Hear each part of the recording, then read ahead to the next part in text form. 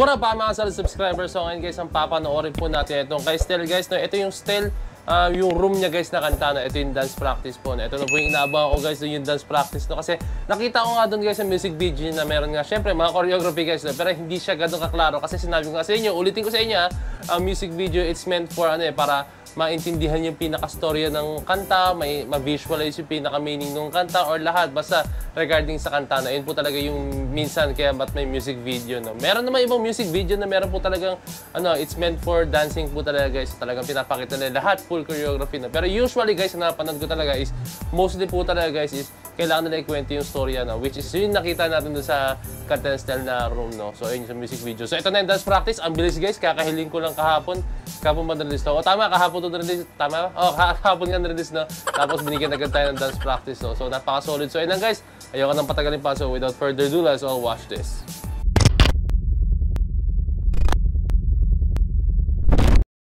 Okay. Papasok na yung style sa dance studio. Okay, wait lang guys ha. Okay, 4K, let's go. Kailangan maganda yung quality.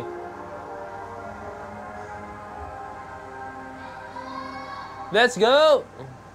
Okay, Woo! Let's go. Hey!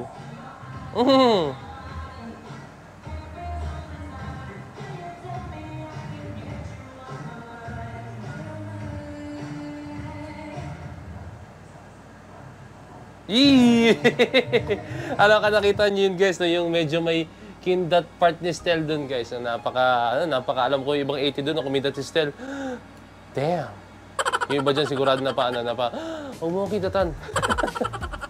Okay, tell natin guys yung unang steps niya guys, no? More on choreography siya guys, tapos yung textures niya guys is biglang bibilisan, biglang babagal na. Wala, hindi ko makita particular style na nakikita ko, pero more on choreography siya guys.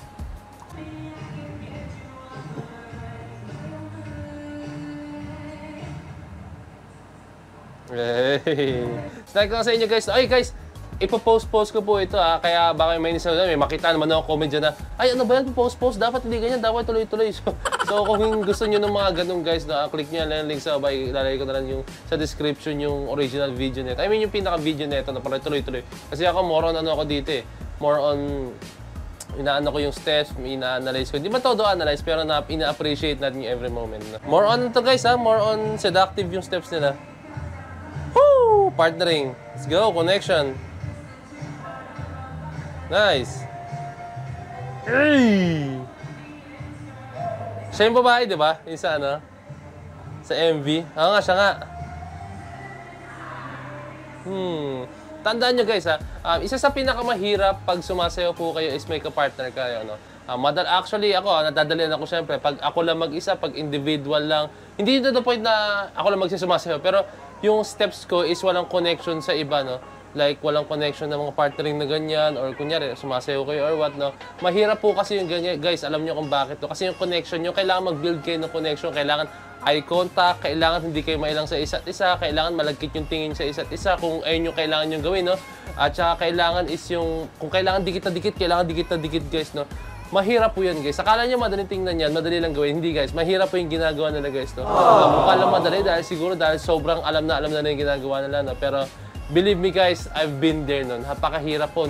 Yung pinakamadaling term dyan is ang awkward. Ang awkward, no guys, pag may ganyan kayo ka-partner. Kaya kailangan hindi siya agad na isang click lang guys na alam nyo na, kabisado nyo na, and alam nyo na gagawin. Hindi guys, as in, kailangan may chemistry kayo. Which is, ang nakikita ko dito guys is, hindi sila naiilang sa isa't isa. No? Talagang may tiwala sila sa isa't isa na gagawin nila to na para lang to sa sa passion nila, no? And walang kung no?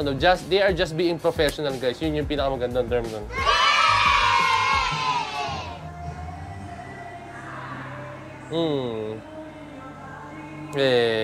Lalo yung ganyan guys, so, syempre pag ganyan ka dito, di ba nakakailang yun guys, no? Pero si Stel talagang alam niya, parang being professional. Same to sa babae guys. Ayan, no? Lalo yung mga ganyan tingin guys, na napakahirap yan as in. Akala nyo, ang dali nyo, no? Yung mga ganyan tininginan guys. Naranasan ko na yan guys, yung may ka-partner ako ng saya, tapos tinginan, no? Tapos sabi ko sa sarili ko na, hindi ko kaya to. Pero na-pull off ko naman siya guys, na-pull off ko siya. Pero sobrang hirap po talaga guys. Kailangan mag-build kayo ng trust about isa. Tapos paano pa kung halimbawa po is yung kapartner mo is andun yung, ano niya, yung boyfriend niya or girlfriend niya, no? Ganun, hindi na alam mo. Kunyari, ako may partner akong babae, tapos andun yung boyfriend niya, nonood, no? Parang ang hirap lang gampanan na gumagawa kayo ng ganung mga style ng sayo, tapos nagtitingin lang kayo, tapos nilalapit yung mukha niyo, no? Parang ang hirap lang, awkward lang guys, no? Pero kailangan mo rin ipaintindi na ginagawa niyo yun para sa passion niyo, ginagawa niyo yun para sa entertainment, no?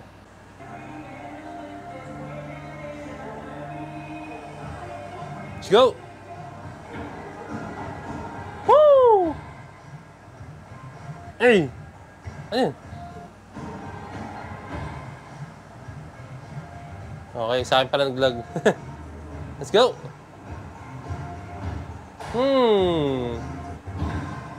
Ba't ako nagdalag? Ba't ako nagdalag? Ano nangyari? Ba't nagja-jump siya? Bumabagal na ito ang computer ko ah.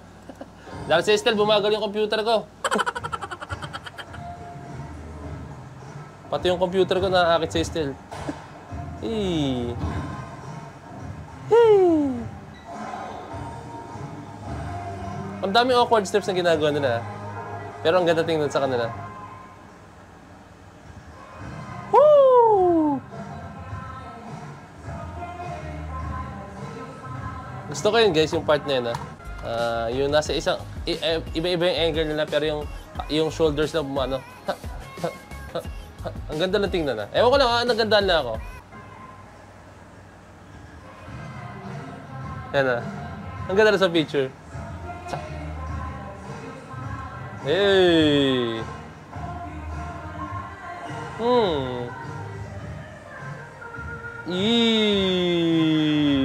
Shoutout dun sa girl Shoutout dun sa girl. As in, tingnan niyo siya guys. Talagang ginagampanan niya kung ano dapat yung role niya sa music video o sa performance. Inyo guys, mahirap yan. Maniwala kayo sa akin. Tingnan niyo magiging expression ng girl Walang ano to guys walang mali siya or what na. Pero yun yung role niya kaya kailangan niyang gampanan guys.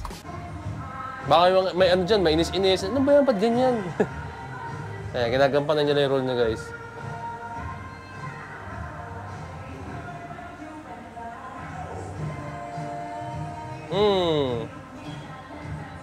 Woo!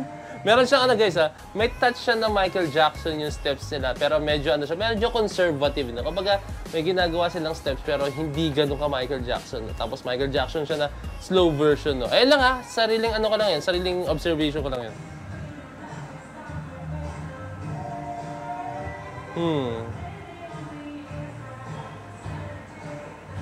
Let's go!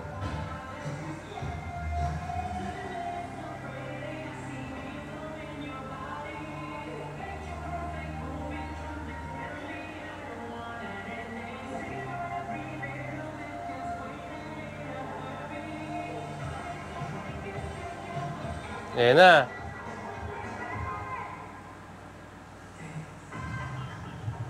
Hey! Oh! Ang linis nun As in ang ganda tingnan nun. Ito nyo, roll nila. Ang linis napakalinis guys. Alam nila kung paano sila i-move yung paan nila. Then bubuka ka. Pati yung angle nila. Galing. Tandaan nyo guys, isa sa pinakamahirap pag sumasayaw kayo is pag meron kayong props, no? Kasi pag halimbawa man na ganyan nila yung upuan nila, di ba? Pag halimbawa bumagsak yan or what, minus points na po agad yan, no? Minus points na agad sa langit yan. Minus points na po yan sa judge kung competition man or syempre ano yan, it will leave a bad impression na rin sa mga audience, no? Pag nagkamali kayo, no? Kunyari live man doon, no?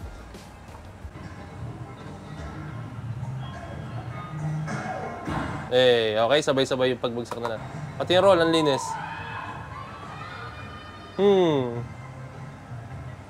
Slide. Let's go, no? Mahirap yun, guys. Ako, na-try ko na yung nag-prop sa upuan, na-try ko na yung mga flip na ganyan, pati yung i-roll mo. Lahat na yata ng trick sa upuan na gawa ko na. Pero yung ganito, hindi ko pa nagagawa to, guys, Yung ganito. Ito. Yan, hindi ko pa nagagawa yun guys. No? As in, medyo ano yan medyo risky yan guys. Kasi pag tinapakan mo yung upuan, may tendency na yung paa nun is baka mag-slide, matumba ka, no? So, ang galing nila guys, ha? Talagang they are taking the risk po talaga. As in, mahirap yan, no?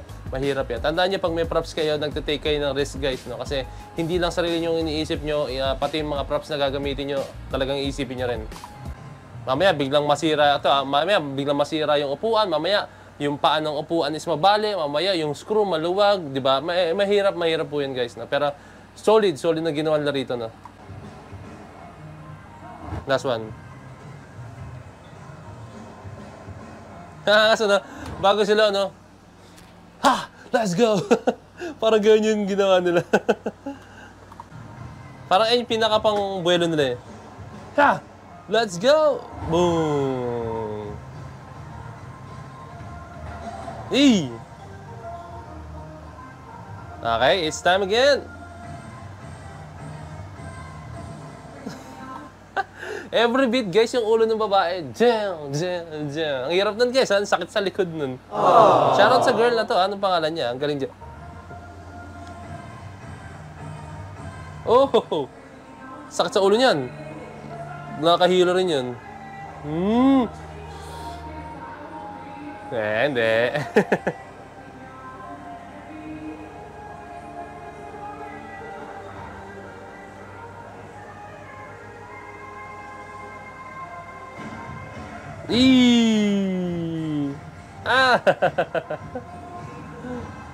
Nice one. Hey, ako chord yung step na yun. Pero ang ganda tingnan.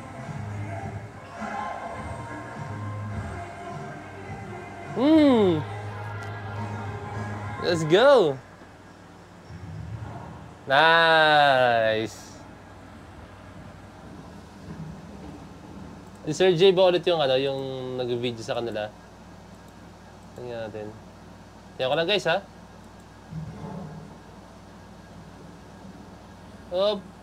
Si Sir J nga ulit. Tapos, gamit niya guys is parang cellphone niya na stabilized lang guys. Ang galing, no? Hindi mo imagine guys sa cellphone yung gamit niya kasi sobrang stabilized. No? Ang galing, ang galing. And I think sa'yo nagsabi nga sa akin na yung sa Moonlight nga nila, no? Talagang yung iPhone daw ngayon, yung latest daw na iPhone is talagang may stabilizer siya na sobrang stabilized po talaga. Kahit galaw kayo ng galaw is stabilized pa rin yung video na, no? Okay?